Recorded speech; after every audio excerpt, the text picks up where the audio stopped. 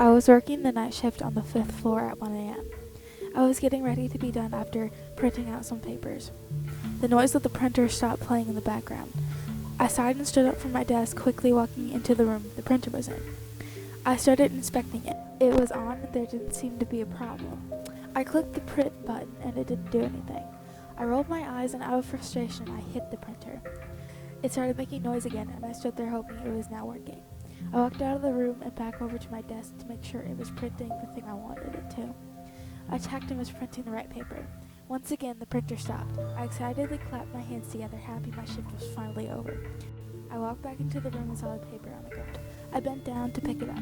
I flipped it over and was met with anger. I flipped the paper over, checking both sides, and I was right. It was just a piece of paper. I groaned and took a few steps back, falling to the wall behind me. I stayed there for a second, thinking before my brilliant brain thought of something. I pushed myself off the wall and walked over to the printer.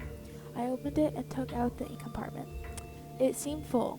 I put it back in and stood there guessing the printer was just broken.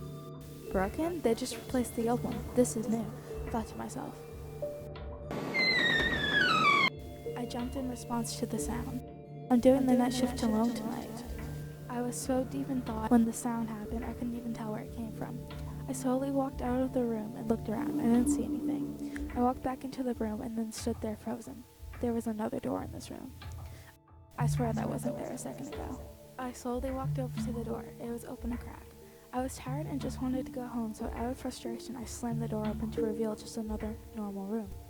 I thought I was just sleep deprived, so I walked out of the room, shutting the door behind me.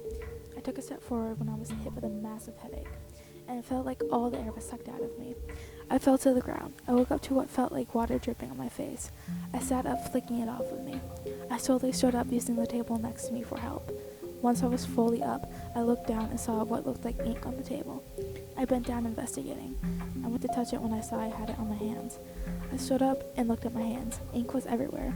I slowly looked up and I heard a crack in the walls. There was a line of ink on the ceiling. I followed it to the door from last night. I opened it and then the ceiling broke and the floor above collapsed into the room.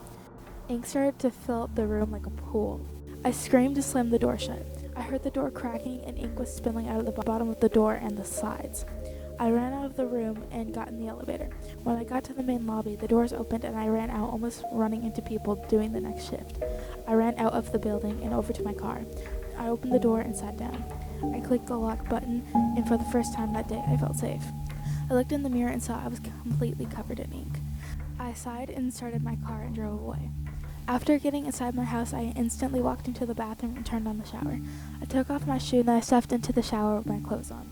The water was nice and warm. I reached up and felt my hair. It was dry. I opened my eyes and looked down. There was no ink coming off of me. I struggled to open the shower curtain. After I did, I stepped out and looked into the mirror. There was no ink. Nowhere. I was completely fine. I have no idea what happened that night and day. I'm fine with not knowing. I haven't walked back into that office building after that.